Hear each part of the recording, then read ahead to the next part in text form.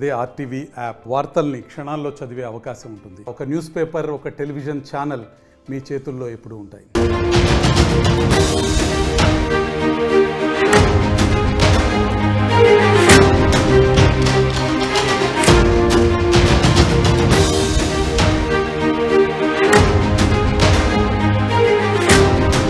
Breaking news చూస్తున్నాం. YCP అధినేత జగన్ కి బాలినేని శ్రీనివాసరెడ్డి షాక్ ఇచ్చారు.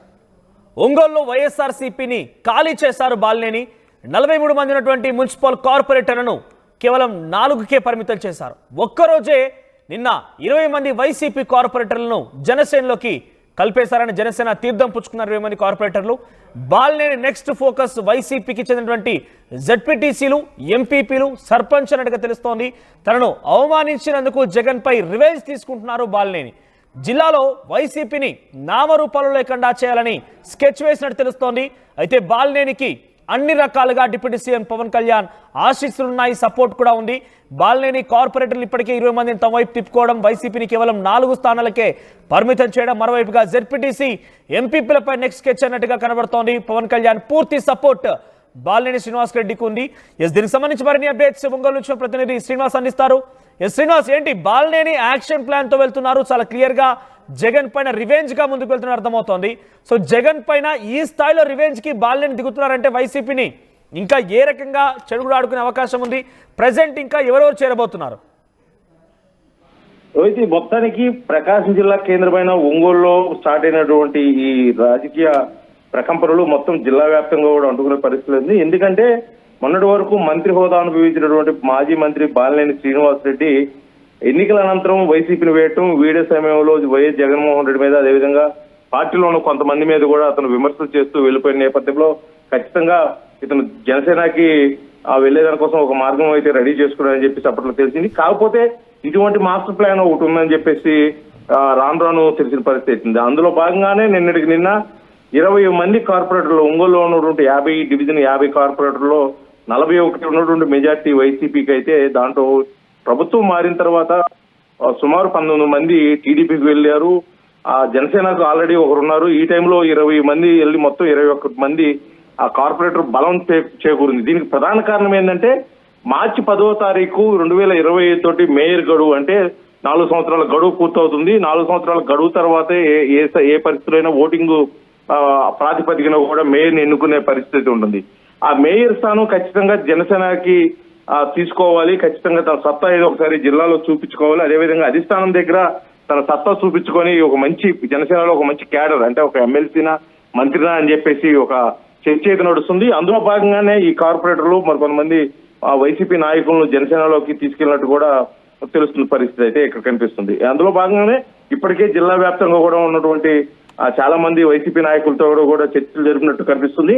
ఇటువంటి పరిస్థితుల్లో ఈ రానున్న రోజుల్లో ఈ మేయర్ పదవి జనసేన అభ్యర్థి అధిరోహించిన తర్వాత next target operation ZPTC chairman. ఎందుకంటే జెడ్పీటీసీ చైర్మన్ కూడా ఇంకా 2 సంవత్సరాల పైబడు సమయం ఉంది. ఈ సమయంలో కూడా 4 సంవత్సరాలు దాటిన తర్వాత కూడా జెడ్పీ చైర్మన్ ను మార్చుకునే అవకాశం ఉంది. కాబట్టి ఎక్కువ మంది జెడ్పీటీసీ చైర్లు, ఎంపీపీలు వీళ్ళందరినీ కూడా జనసేనలో తీసుకొని ఒకసారి, అంటే జనసేన అధిష్టానానికి ప్రకాశం జిల్లా నుంచి ఒక జెడ్పీ చైర్మన్ ని ఒంగోలు, అంటే జిల్లా కేంద్రమైన ఒంగోలు మేయర్ పోస్ట్ ని బహుమతిగా ఇచ్చే ఆలోచనతో అయితే ఉన్నారు. ఇది పూర్తిగా స్వకార్యము, రాజకీయం 2 విధంగా జరిగే విధంగా అయితే జరుగుతున్నది. ఎందుకంటే ఇప్పటికే జనసేనకి ఈ 2 బహుమతికి జనసేన పార్టీ నుంచి అధిష్టానం పవన్ కళ్యాణ్ దగ్గర నుంచి కూడా ఒక ఎమ్మెల్సీ పదవి పొందుకోవాలి. ఎమ్మెల్సీ ద్వారా మంత్రి పదవి కూడా పొందుకొని జిల్లాలో తన పట్టు, ఎందుకంటే 5 సార్లు ఎమ్మెల్యే, 2 సార్లు మంత్రిగా ఉన్నటువంటి తాను పట్టుకోల్పోయే పరిస్థితులు ఉన్న నేపథ్యంలో మరొకసారి తన పట్టు సాధించడం కోసం కూడా అయితే చాలా గట్టి ప్రయత్నాలు జరుగుతున్నారు. దీనికి ప్రధాన కారణం ఎందుకంటే ఒంగోలు స్థానిక శాసనసభ దామచర్ల జనార్దన్ ని ఢీకొడాలంటే ఖచ్చితంగా ఇతనికైతే ఒక మంచి క్యాడర్ రావాలనే ఉద్దేశంతో పార్టీలో చేరిన తర్వాత, జనసేనలో పార్టీలో చేరిన దగ్గర నుంచి కూడా ఒక్కసారి కూడా ఏదో ఒక ప్రైవేట్ కార్యక్రమానికి వచ్చి వీళ్ళ నేపథ్యం తప్పితే ఎటువంటి పార్టీ కార్యక్రమాల్లో పాల్గొనకుండా హైదరాబాద్ కేంద్రంగా కూడా ఈ రాజకీయ మంత్రాలు, అదేవిధంగా క్యాంప్ రాజకీయాలు అయితే చేస్తున్న పరిస్థితి. ఇది మొత్తానికి ఇటు ఒంగోలు శాసనసభ్యులు దామచర్ల జనార్దన్ ఎదుర్కొనేందుకు కోసం, అదేవిధంగా స్వతహాగా ఇతను ఒక మంచి క్యాడర్ లో నిలబడి తనను నమ్ముకున్న వారికి మంచి భవిష్యత్తు చూపించాలనే ఉద్దేశంతో కూడా ఒక మాస్టర్ ప్లాన్ అయితే వేసినట్టుంది. ఇది మొత్తాన్ని చూసుకున్నట్టయితే వైసీపీ క్యాడర్ కి పూర్తిగా దెబ్బని చెప్పుకోవాలి. ఎందుకంటే వైసీపీ అధినేత వైఎస్ జగన్మోహన్ రెడ్డికి దగ్గర బంధువు. అదేవిధంగా 2 సార్లు అంటే వాళ్ళ తండ్రి వైఎస్ రాజశేఖర రెడ్డి హయాంలో ఒకసారి మంత్రిగా చేశారు. అదేవిధంగా వైఎస్ జగన్మోహన్ రెడ్డి కేబినెట్ లో ఒకసారి మంత్రిగా చేశారు. అంత ప్రాధాన్యత ఇచ్చినా కూడా కొన్ని చిన్న చిన్న కారణాల వల్ల ఆ పార్టీని బయటికి రావడం, వీడే సమయంలో నాకు ప్రాధాన్యత ఇవ్వలేదు అని చెప్పేసి కొంతమంది నాయకుల మీద కూడా అతను విమర్శలు చేసిన నేపథ్యంలో కూడా ఇటు పార్టీకి అంటే వైఎస్ఆర్సీపీ మీద ఒక రకమైన రివెంజ్ తీసుకున్నట్టు, అదేవిధంగా అతను స్వతహాగా బలం పెంచుకొని జనసేన పార్టీలో ఒక బలమైన నాయకుడిగా ఎదిగి రానున్న ఎన్నికలు ఏవైతే ఉన్నాయో వాటన్నిటికీ సిద్ధపడే విధంగా తన సత్తా ప్రకాశం జిల్లాలో ఇంకేం తగ్గలేదని చెప్పే విధంగా కూడా అయితే గట్టి ప్రయత్నాలు అయితే చేస్తున్నట్టు ఇక్కడైతే కనిపిస్తుంది. రైట్ శ్రీనివాస్, సో మొత్తం మీద ఒంగోలులో వైసీపీని పూర్తిగా లేకుండా చేయడమే రివెంజ్ గా పెట్టుకున్నారు బాలినేని శ్రీనివాసరెడ్డి మాజీ మంత్రి. ఆయన ఇప్పుడు జనసేనలో చేరిపోయారు. జనసేనలో వరుసగా చేరికలతో ఆయన ముందుకు వెళ్తున్నారు. జనసేనలో ఇప్పటికే ఒంగోలు కార్పొరేటర్లకు సంబంధించి సుమారుగా 20 మందిని కార్పొరేటర్లను చేర్పించారు.